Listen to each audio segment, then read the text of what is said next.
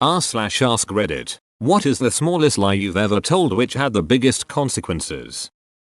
Once when I was around 6 or 7, my mom brought home some delicious chocolate and gave some to me. I loved the stuff and stole the bar that she had saved for my stepdad. He comes home and my mom can't find the chocolate. She asks me what happened to it. I blame the Duncan, our dog, knowing that he often eats things off the counter. I didn't know at the time that chocolate was toxic for dogs. My mom goes terribly pale and rushes Duncan to the vet, and he has to throw up. I felt terrible about this as I thought it was because he stole the chocolate and was some form of punishment. The next day she brings home more chocolate. Nobody told me that it was for Duncan's own good that he was taken to the vet. So feeling bad for doing this to Duncan, I give him my chocolate this time thinking he deserved it after taking one for the team last time. Later that night my mom asks me how the chocolate was. This time I decided to tell the full truth and explain that I gave the chocolate to Duncan this time as I felt bad for getting him in trouble the first time. So another late night trip to the vet, and I finally was told that chocolate is toxic for dogs. Duncan was fine in the end, and for the rest of his life I snuck him meat and other things that would not kill him. Now the twist is that the very expensive vet's trips cost a lot of money, which prompted my mom to take a look at our expenses. She found that the then stepdad was hiding an affair, and then got a divorce. TL. Doctor, I lied about our dog almost dying, then almost killed him on accident, causing my mom to get divorced. Edit. Sweet. Gold. Also yeah, the chocolate probably wouldn't have killed the Duncan, but we didn't want to risk it. How do I get off this roller coaster? I want to get off Mr. U/Bryce with Rice's Wild Ride. My first year walking to school alone was the 7th grade and I was late a lot. It got to a point that the teacher told me I would have to do all the day's chores. Putting chairs down in the morning, wiping boards clean, cleaning after lunch etc. If I was late again, well the next day I was running late as usual. Being a lazy sob, I knew I had to do something to get out of doing the daily chores. So when the teacher asked me why I was late, I thought back on the assembly we had a few weeks prior on school safety. So I told the teacher that a strange man pulled up to me when I was coming into school grounds and asked me to come with him to see some puppies. I honestly thought that would be a good enough excuse and it would be the end of it. Ducking. Nope. School was suspended for the rest of the day. Police were called. My parents were called in. And I was interviewed for the entire day. Had to describe the man, the car, everything. They ended up hiring a security officer for the grounds because of that incident and put in a few new cameras. We had monthly school assemblies because of it too. And it was all for nothing. Because less than a week later I was late again and had to do all the daily chores. Hey, you got that security officer a job and kids were more aware about pedophiles. Not too bad of a lie if you look at it that way. You could be the PR guy for a shady politician. I've told this story before but during my undergrad I took a number of business courses. During one of these courses we were learning about a small company that produced high-end jam. The prof asked the class what we thought of high-end jam as a business. I said that it was a stupid idea. Why would I pay $20 for a bottle of jam when I could make it myself? I meant that as a rhetorical question but apparently my prof took my literally. When I was packing up at the end of class the prof came over to me and started asking me all sorts of questions about jam making. So I rolled with it. I lied and told him how my grandmother taught me how to make jam, when the right time to pick the berries was to ensure optimal jam, etc. I don't know how to make jam. I had no idea what I was saying but the prof bought it. We became buds. After every class we would chat, mostly about jam. He wrote my reference letter to get into my competitive undergrad program and again when I applied for my masters. I owe most of my academic career to jam. I bet the prof knew you were lying and just wanted to see how long you would keep it up. After seeing your outstanding dedication to this lie, he was happy writing you a letter of reference. Most of business is lying. Do you really think anyone is happy to do business with you? In college, the girls in the apartments downstairs asked my roommate and I if we'd like to join them at a concert a month away. Neither of us wanted to, and my quick thinking roommate said that date is my birthday. It wasn't, and we have other plans. They ended up not going to the concert, and we had forgotten about it. But on that date they called me downstairs to help them move something. I walked in the door, and surprise, a birthday party for me with about 15 people there. My roommate was just as surprised. I couldn't tell them the truth and just went with it. Even got a couple small gifts. I always felt guilty about it. One of those girls was definitely into one of you guys. For real, though. I was at a job fair against my will, was trying to steal a pen so I could retire to a dark corner and doodle while everyone else did their thing. The lady caught me taking a pen, and I had to act interested in her sales pitch. Then a news reporter showed up.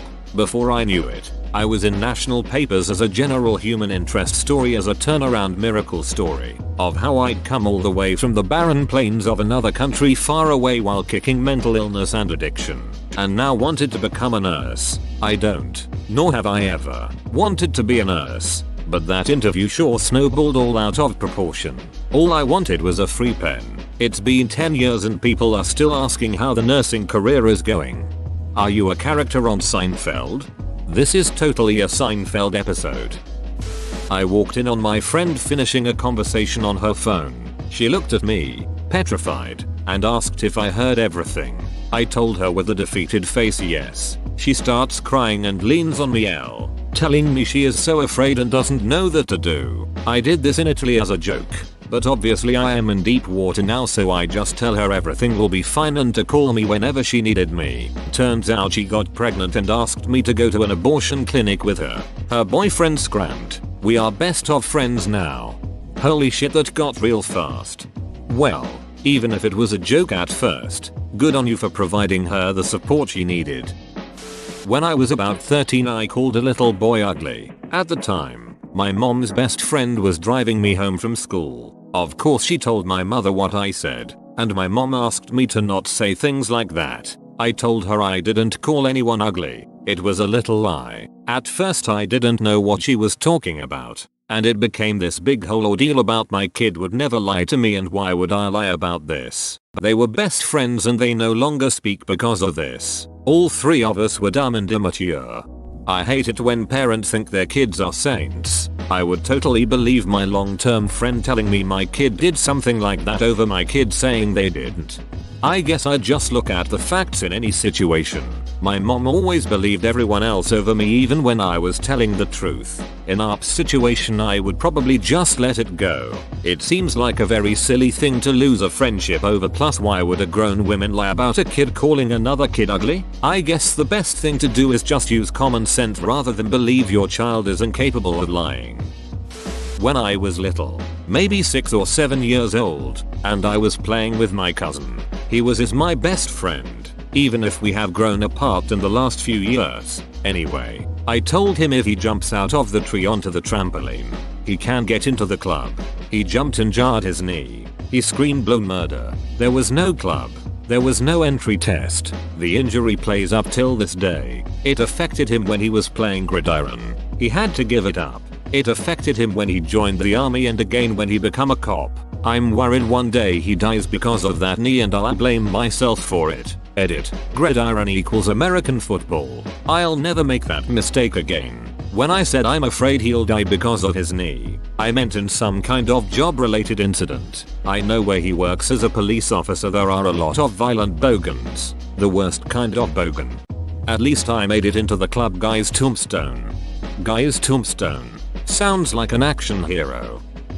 Once when I was really young, maybe 6 or 7, my family was out for pizza and I told them when I was off alone that a man had asked me to come out to his van for candy. I have no idea why I did it. I'm sure I was just parroting something I heard in one of those stranger danger videos, but I threw it out there thinking people would be impressed I said no or something. Well, all of a sudden there are police everywhere. The whole pizza place is basically evacuated. The police are grilling me about what he looked like and I'm making up a description on the spot. Something like blonde hair, green plaid shirt, etc. Well, a few minutes later the police come out with a guy who looks exactly like the description I gave, and I quickly told them that it wasn't him. Thank God I didn't ruin that poor man's life. After all that, I thought it was done, but I got so many cards and balloons and toys from relatives, family, friends, teachers, there was a RedTube in the local newspaper, etc.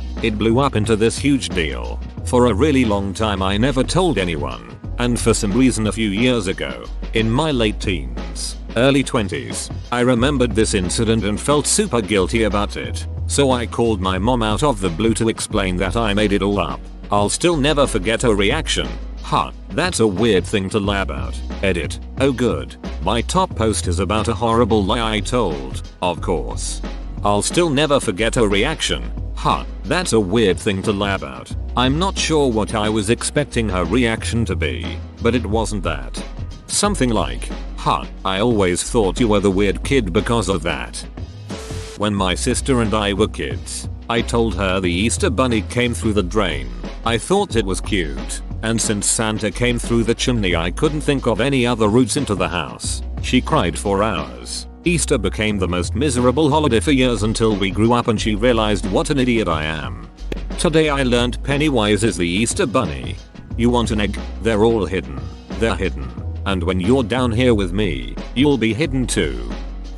I told my 3-year-old son I was God just to be funny. No matter how many times I tell him I am not God, he still thinks I am to this day. Is your son's birthday the 25th of December? I had a coach who smelled oddly like Christmas. Found out years later that he was born the 25th of December. Everything checks out.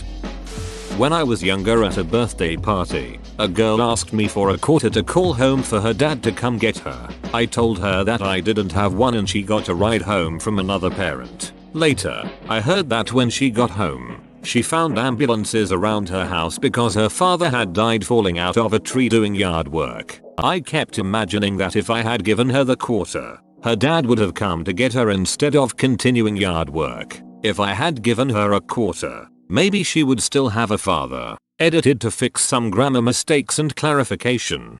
You really shouldn't beat yourself up about this. Just think about it. The situation had so many possible outcomes. His phone could have been turned off. She could have dropped the quarter down a drain. Hell, he could have just decided to get down before the moment he fell. Don't let your life be consumed by guilt for something that could have gone millions of different ways. He could have been reaching for his phone in a tree and fallen. I told my mom I hated her the morning she passed away. I was 10. She was 39. I wish I could take it back. Every single day. One of my favorite quotes from one of my favorite novels helped me through some similar guilt I had about my dad's passing. The only way out of the labyrinth of suffering is to forgive. My mother passed away when I was 13. And I wish I could take back every argument I ever had with her. Being in middle school, we argued a lot because I was a dumb little shit. It makes my heart heavy every time I think about the way I behaved when she was just trying to look out for me and help me grow up to a good man. I hope I've made her proud. Once when I was a kid I invited a kid that I bullied horribly over to my house for a sleepover because I was told I had to do something nice for someone I hurt by our priest during confession. I went to a Catholic school. The next day after a pretty boring night we were playing in the snowbanks and I lied telling him my foot was stuck and I couldn't get it out. He ran well over a mile back to my house to get my mom to save me. Well, that kind of woke me up and made me realize this kid isn't that bad. After that day I never bullied anyone again. And 20 years later that turd that I bullied so terribly is still my best friend, was the best man at my wedding, and the godfather of my first child. Whoa, you made it to the end? You're a ducking beast. I'll cut you a deal. Smash like and subscribe for more curated content, bruh. It's free and that's a great price.